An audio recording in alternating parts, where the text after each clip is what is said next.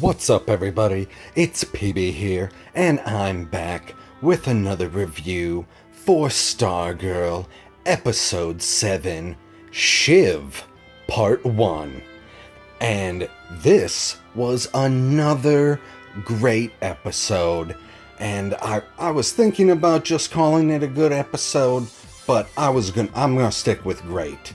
It's not an excellent episode. It's not the greatest episode I've ever seen in my life. It's not the greatest episode of television ever, but it is a great episode. It's a great episode of Stargirl.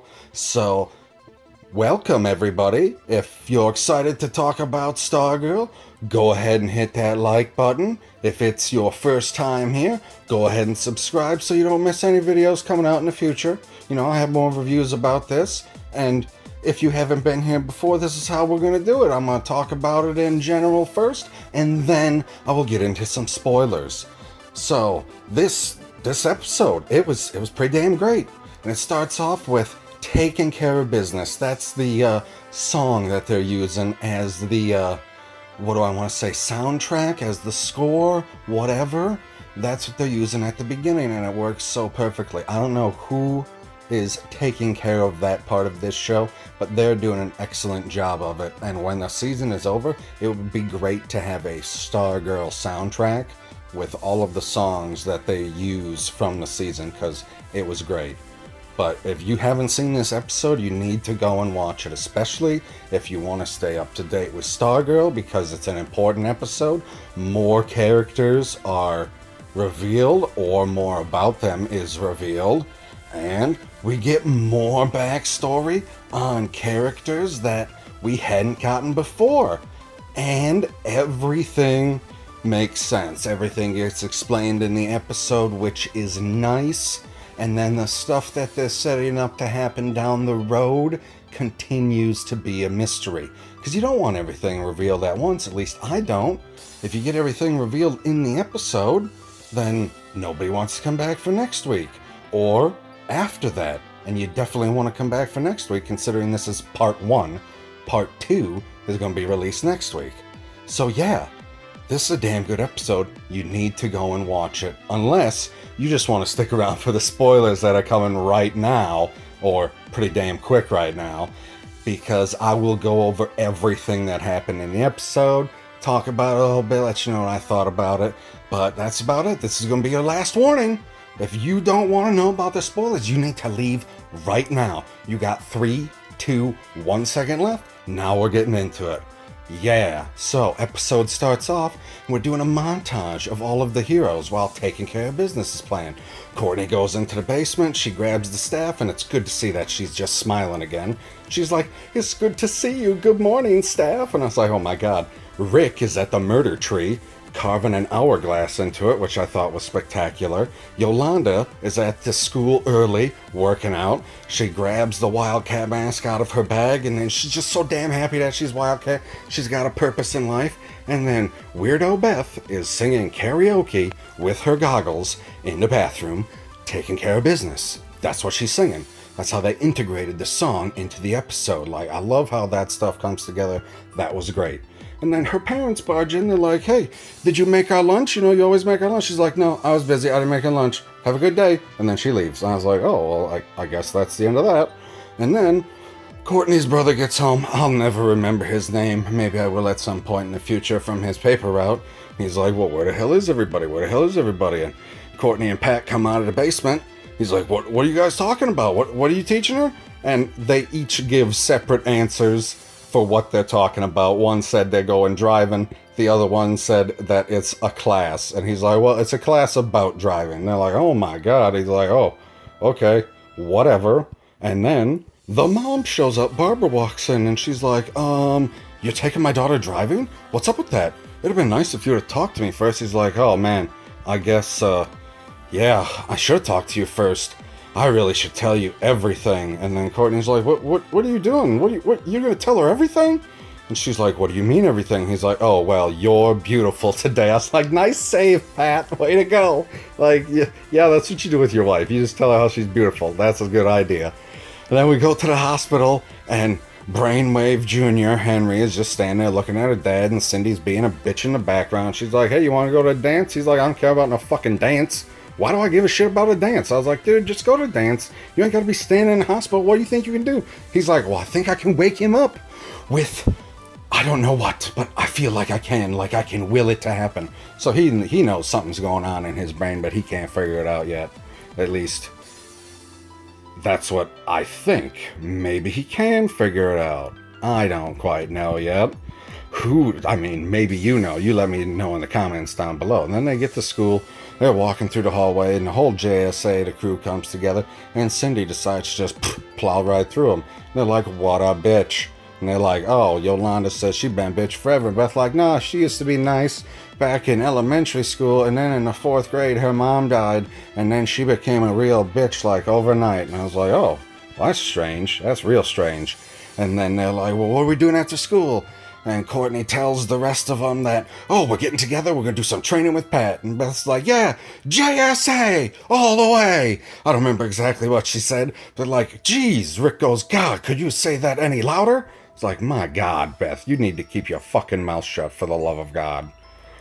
And then we cut to Barbara at work some more. She hadn't been there for a while. At least we haven't seen her there for a while. And Jordan gives her an opportunity that they need to go someplace and buy this old decrepit business, and they're going to restore it for the American dream, because that's what they're about, the American dream. She's like, well, I got to talk to Pat first, work it out with my family, and then we'll see what happens. And he goes, yeah, that would be wonderful. So that's what she's going to go and do. We get back to school, and Cindy's talking with one of her friends, and oh man, she's just like, she doesn't want to be around people or whatever. And the friend is like, well, I need some space from you. She's like, you're fucking lost. Okay, cool. I mean, she's a real fucking bitch, this piece of work, Cindy. And she goes over, she talks to Henry some more. I don't even remember what they talked about. It's not important at all. I assume that it was still about the dance. Then she runs into the janitor and knocks his fucking mop down. Courtney runs over and she picks the mop up and she's like, oh yeah, I'm sorry. Or I don't remember what she said to him, but she's like, here you go. I'll help you out a little bit, because she's just a nice person. That's what she's all about. But will she continue to be nice? We shall see. When we get to the janitor's closet, he's got some fancy ass sword in his closet. What kind of janitor keeps a sword in his closet? That is some creepy shit. But apparently it has something to do with he's a superhero? I don't fucking know. I ain't never heard of this superhero before. If you've heard about this superhero janitor, you tell me about this superhero janitor down in the comments. Yeah. So we get to chemistry class, and ain't nobody want to be partnered with Cindy. So Courtney goes over there, and she's like, well, we don't really have a choice, so you're going to have to be my partner. Okay? Excellent. Well, I didn't think it was excellent, but it's funny that you got to have the nicest person in the school who just got their partner up with the meanest person in the school. Maybe they can each learn a little something from each other. I don't know. Maybe internally, because externally they didn't. And then Henry's taking a test, and he's all like, he's in his brain, which is funny about him. He's all in his head about it. He starts just hearing other people in the room coming up with answers. He's like, holy fuck, I can take advantage of this. And he just starts writing all the answers down, just copying everybody from their mind. I was like, oh man, that's how you start being a villain. That was freaking beautiful. I loved it. I was laughing my ass off so much. I was like, that is how you take a test. I ain't got to study one fucking bit. I'll just find the smartest person. If they don't know the one, I'll find the second smartest person. I'll just copy everyone's answers. I don't even got to look around. I'm just memorizing everybody's answers with my brain, or reading their thoughts with the brain to write it down. We go back to chemistry class, and Cindy's just pouring shit together. Courtney's like, you didn't even read the directions. She goes, oh, well, my dad used to be a chemist, and, we did this as fun when I was a little kid, so I know how to do all this shit already. She's like, oh, well, that does sound pretty cool. I didn't really get to hang out with my dad when I was a kid because, he died, but I was told he was a great guy. He was a great guy. He was Starman. Hell yes. So then, oh man, everything's moving so slow on my end, everybody. I'm sorry. They continue chatting, blah, blah, blah, blah, blah. Nothing else happens important at the end of the day. We get to the end of school, and Cindy goes home. And her stepmom's at home, her second stepmom. and she's just treating her like a bitch. And this stepmom's being nice as hell. And she's like, oh, well, I want some wine and cheese. She's like, I can't give you wine. She's like, oh, well, your dad, I'll tell him that you've been treating me poorly, and then you'll be fucking screwed. She's like, oh, well, I guess I'll get the wine then. And she goes over to the frickin' door at the back of the room, and she punches in a code, and she's like, you're not allowed down there. She goes, well, if I ask to go down there, my dad's just going to tell me he's busy, so I'm just going to go. She goes all the way downstairs, and it's connected to the secret layer downstairs for the ISA. And sure shit, she's listening to them have their little conversation, and she goes off to the side, and I thought that her dad was going to be the gambler. Wrong. Her dad is the Dragon King. Oh my God. I was like, so when's the last time that you were hugged by your dad? Or when was the last time that you seen his face even? Like, holy shit, he is one creepy fucking bastard, and that's your father? No wonder you have issues, lady. No fucking wonder. Like, that doesn't surprise anybody at all. So the JSA gets to the fucking training grounds, and Pat's like, well, you gotta learn all your enemies, and their strengths, and all their powers, and all that kind of stuff, and then you gotta learn how to work as a team. So he's got a bunch of boxes with faces on them in the back room, which I thought was hilarious. I was like, how are you gonna train on a box? That's not gonna blow ice at you. Maybe you should just open the freezer. That's an icicle. Oh my God. It was freaking hilarious. So they go in the back room, and Courtney's like, oh, well, I can handle this stuff. And she decides that she's going to destroy all these boxes. So she does all these fancy ass moves and destroys all the boxes. And the rest of the team is pissed. They're like, well, this was supposed to be for all of us. You could have at least saved one. She's like, oh, I'm sorry, guys. And Pat's like, well, I guess we'll just pick it up again tomorrow. Okay. I was like, you don't want to be traded with this bitch. She's ridiculous. It's fucking hilarious. It was one of the funniest scenes in the entire season, watching her take out boxes, and then everybody's upset that she destroyed some boxes. The entire scene was silly, which was okay in this instance. Like, if training continues to be silly, that's going to be a problem. But this fucking scene was making me laugh, and I appreciated it. If you didn't appreciate it, you let me know if you didn't like that scene, but I loved it so goddamn much. So then Sydney's getting all pissed off. She's like, I want to be a part of the ISA. I want to sit at the table. And he's like, no, you gotta go keep spying on Henry, because if we don't have, his dad to do our plan, then we need the son. She's like, oh, okay. I guess I can do that. Sure, why not? Then Barbara tells everybody that she's going on her trip, and they say, yeah, that's fine. Pat's like, I can take care of the kids. It's not a problem. And then we get back to Icicle gets home, well, Jordan, whatever the fuck.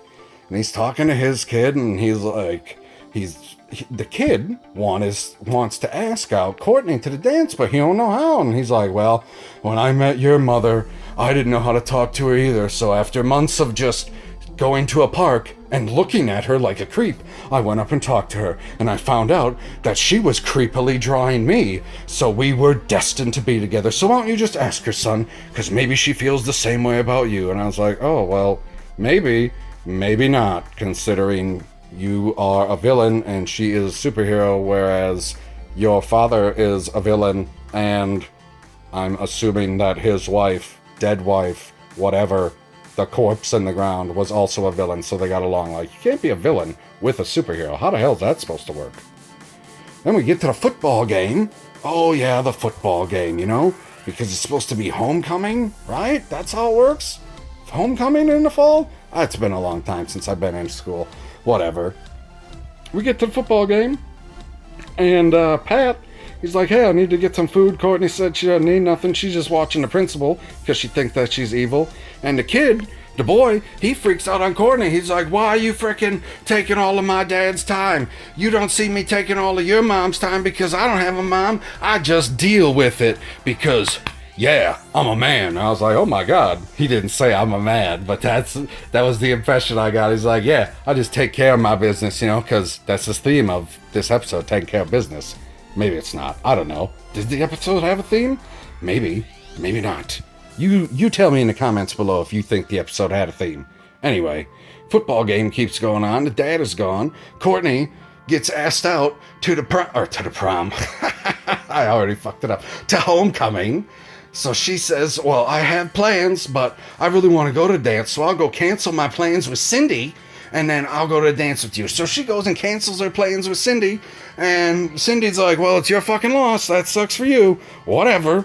I was like, oh, well, what a fucking cunt. She's still being a cunt.